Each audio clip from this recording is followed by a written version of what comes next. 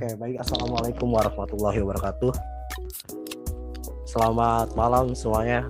Semoga teman-teman semua diberi kesehatan selalu. Amin. Allahumma amin. Sebelumnya yang terhormat kepada Bapak Dr. Roni Safroni selaku dosen mata kuliah bahasa jurnalistik, yang kami banggakan rekan-rekan dari kelompok 3 yang akan menjadi pemateri selama pemaparan presentasi berlangsung, dan mungkin langsung saja ya.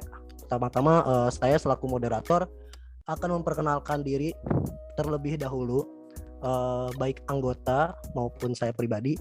Yang pertama di sini ada Saudara Awang Juhud Fajar Alfidens. Mungkin kepada Kang Awang bisa say hi dulu dong. Halo teman-teman, salam kenal semua. Oke. Mungkin dari Saudari Teh Nada Nur Aida bisa say hi dulu dong. Halo. Oke, terima kasih. Untuk mempersingkat waktu mungkin kita langsung saja ya ke pemateri pertama. Saya persilahkan.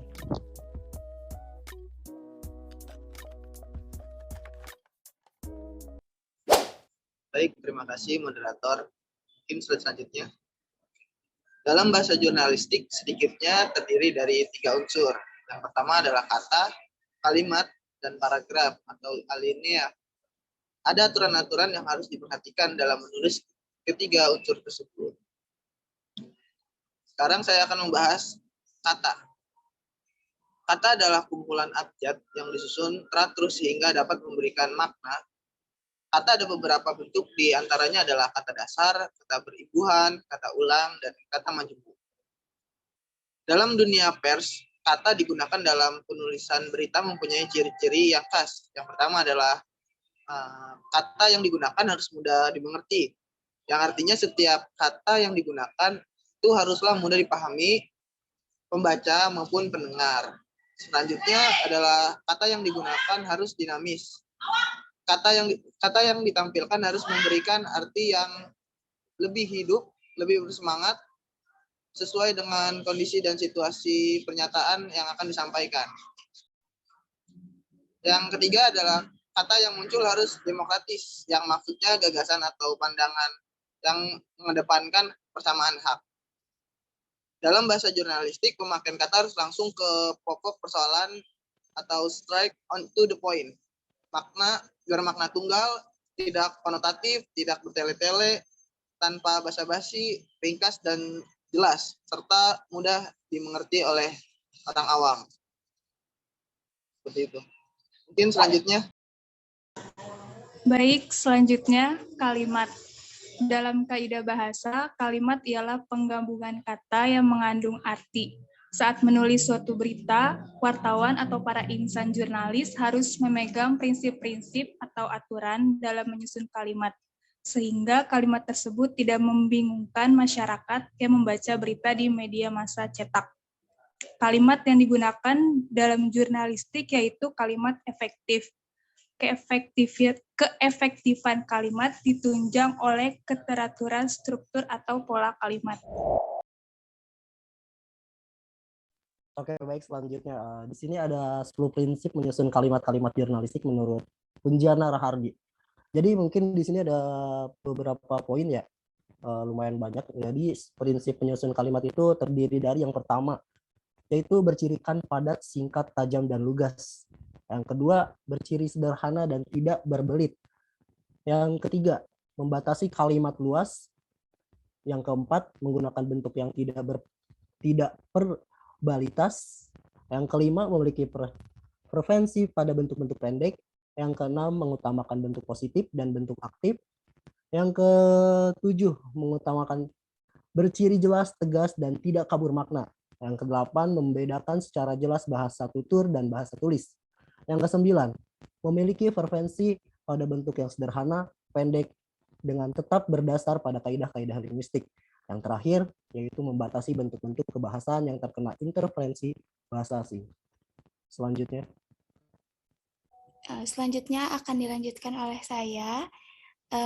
Sebelumnya mohon maaf karena saya tidak bisa on kamera karena kondisi yang kurang memungkinkan. Oke, langsung saja. Paragraf. Secara fisik visual, sebuah paragraf atau alinea ditandai dengan penulisan awal kata kalimat yang menjorok ke dalam beberapa ketukan. Sebuah paragraf bisa terdiri dari beberapa kalimat dan bisa pula hanya sebuah kalimat. Dalam bahasa jurnalistik, sangat dihindari penggunaan paragraf-paragraf yang panjang. Alasannya, karena yang pertama, alasan filosofis.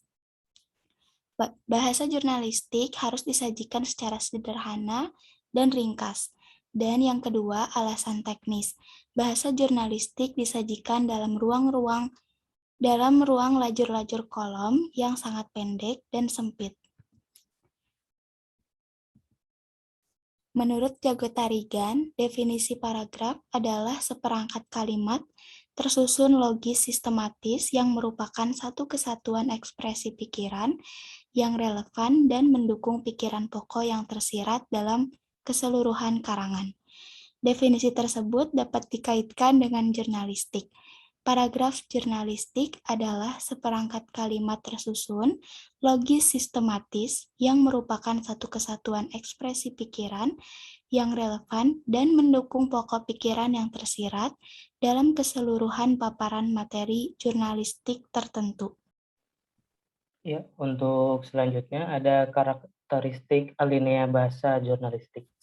Yang pertama adalah setiap paragraf mengandung makna, pesan, pikiran, atau ide pokok yang relevan dengan ide pokok seluruh karangan.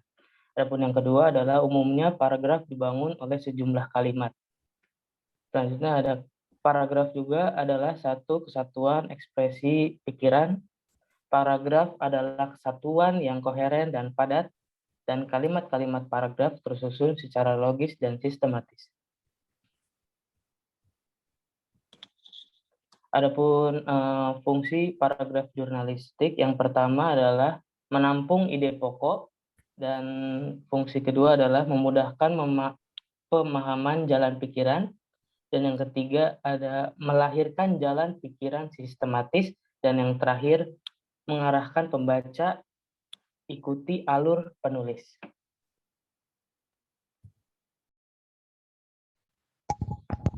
Baik, saya akan melanjutkan materi elemen-elemen paragraf untuk menciptakan suasana paragraf logis sistematis. Yang pertama itu transisi peralihan dari paragraf yang satu ke paragraf yang berkaitan, ditandai dengan kata hubungan dan kata penanda. Yang kedua, kalimat topik.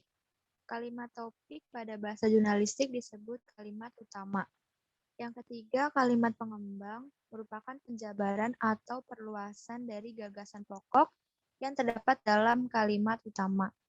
Dan yang keempat, kalimat penegas untuk memberi penegasan atau penekanan terhadap apa yang telah dinyatakan dalam kalimat utama. Selanjutnya, jenis-jenis paragraf jurnalistik. Yang pertama, paragraf deduktif. Yang kedua, paragraf induktif. Yang ketiga, paragraf campuran. Yang keempat, paragraf perbandingan. Yang kelima, paragraf pertanyaan. Yang keenam, paragraf sebab akibat. Yang ketujuh, paragraf contoh. Yang kedelapan, paragraf pengulangan. Dan yang kesembilan, paragraf definisi.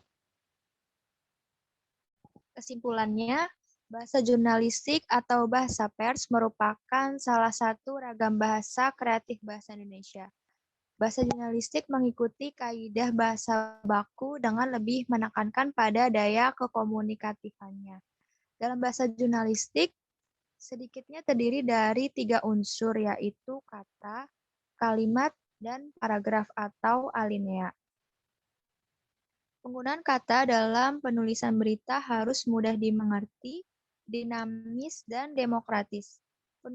Penulisan berita sebaiknya menggunakan kalimat efektif agar mampu membuat isi atau maksud yang disampaikan dapat tergambar lengkap dalam pikiran pembaca. Sedangkan fungsi paragraf dalam jurnalistik yaitu sebagai penampung ide pokok, memudahkan jalan berpikir, melahirkan pemikiran sistematis, dan mengarahkan pembaca mengikuti alur penulis. Baik, saya kembalikan kepada moderator. Oke, baik. Terima kasih kepada seluruh pemateri. Mungkin presentasi kelompok 3 cukup sekian. Bila ada kurang lebihnya mohon maaf. Wassalamualaikum warahmatullahi wabarakatuh. Waalaikumsalam warahmatullahi wabarakatuh. Terima kasih semuanya.